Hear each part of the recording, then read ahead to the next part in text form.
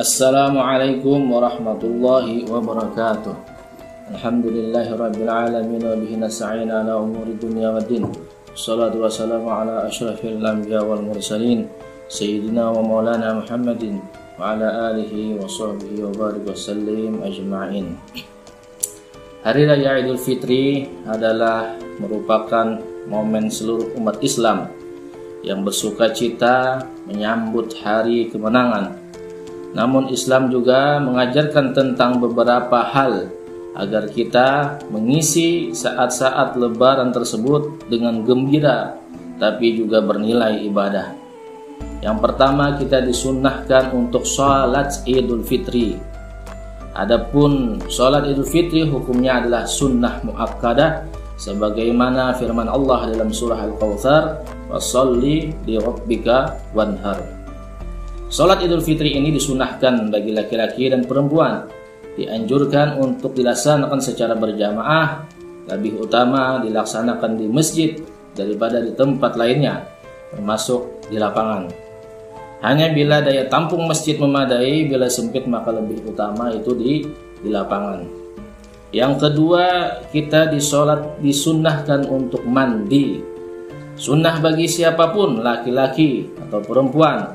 Bahkan wanita yang tengah haid atau nifas pun melakukan mandi Idul Fitri, itu sunnah. Kesunahan ini juga berlaku bagi yang tidak menghadiri sholat Idul Fitri, seperti orang yang sakit. Waktu mandi ini dimulai sejak tengah malam Idul Fitri sampai tenggelamnya matahari di keesokan harinya. Lebih utama dilakukan setelah fajar. Syekh Sulaiman Al-Bujairimi dalam kitab Tuhfah Al-Habib Syarah Al-Khatib Juz 1 yang sebagaimana niatnya, nawaitu ghusla Idul Fitri sunnatan lillahi ta'ala. Aku niat mandi Idul Fitri sunnah karena Allah Ta'ala. Yang ketiga, yaitu kita disunahkan menghidupi malam Id dengan ibadah. Dianjurkan pula menghidupi malam hari raya itu dengan sholat, membaca salawat, membaca Quran, membaca kitab, atau bentuk ibadah lainnya. Lebih-lebih untuk mengucapkan takbir tahlil dan zikir yang lainnya. Dan pada malam hari Idul Fitri itu juga kita disunahkan untuk memperbanyak doa, sebab termasuk waktu yang mustajabah, waktu yang diijabah, sebagaimana terkabulnya doa di malam Jumat dan juga 2 malam awal bulan Rajab, malam Idul Adha dan malam nisfu Sya'ban. Yang keempat, memperbanyak bacaan takbir. Salah satu syair yang identik dengan Idul Fitri adalah kumandang takbirnya. Anjuran memperbanyak takbir ini berdasarkan firman Allah, "Walitukmilul iddata walitukabbirullah." Dan sempurnakanlah bilangan Ramadan dan bertakbirlah kalian kepada Allah Subhanahu wa taala. Quran surah Al-Baqarah ayat 185. Selanjutnya yang keempat, yaitu makan sebelum berangkat sholat Id. Sebelum berangkat sholat Idul Fitri kita disunahkan makan terlebih dahulu. Anjuran ini berbeda dengan sholat Idul Adha yang disunahkan makan setelahnya. Hal tersebut karena mengikuti sunnah Nabi, ittiba'an bin Nabi. Lebih utama yang dimakan adalah kurma dalam hitungan ganjil, bisa 1 atau 3 atau seterusnya. Makruh hukumnya meninggalkan anjuran makan ini sebagaimana dikutip Al-Imam Nawawi dari kitab Muqnil Muhtaz dan kitab yang lainnya. Kelima, disunahkan kita berjalan kaki menuju tempat sholat. Berjalan kaki menuju tempat sholat Id hukumnya sunnah berdasarkan ucapan Sayyidina Ali, minas sunnati ayyakhruja ilal Id masyian. Termasuk sunnah Nabi adalah keluar menuju tempat sholat Id dengan berjalan.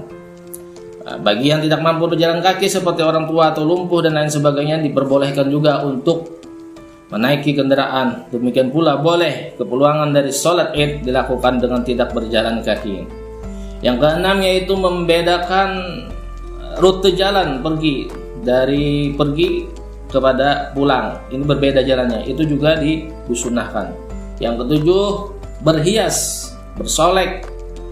Idul Fitri ini waktunya kita berhias, berwangi-wangian, membersihkan badan, memotong kuku, memakai wangi-wangian. Lebih utama lagi mengenakan pakaian yang paling bagus, semisal baju baru, dan ini memang hukumnya sunnah. Kesunahan berhias ini, bersolek ini berlaku bagi siapapun, meski bagi orang yang tidak ikut hadir di pelaksanaan sholat Id.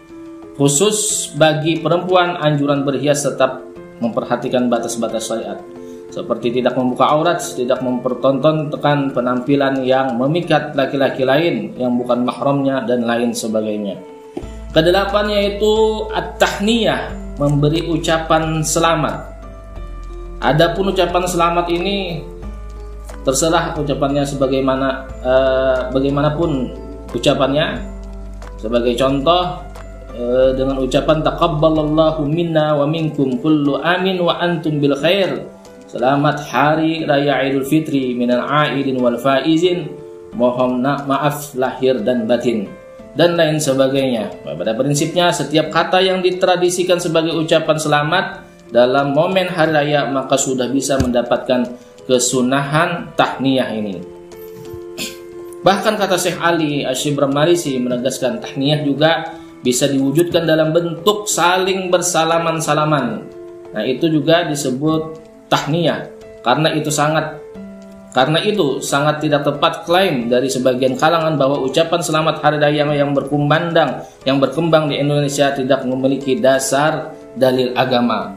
Jadi kesimpulannya daripada yang kita sebutkan yang ke-8 ini adalah hukumnya sunnah dikerjakan pada ketika momen hari raya Idul Fitri, dan kita juga disunnahkan untuk bersilaturahim kepada sanak kerabat keluarga yang gunanya untuk memanjangkan umur kita, memperluas rezeki kita, dan menolak daripada bala dan musibah.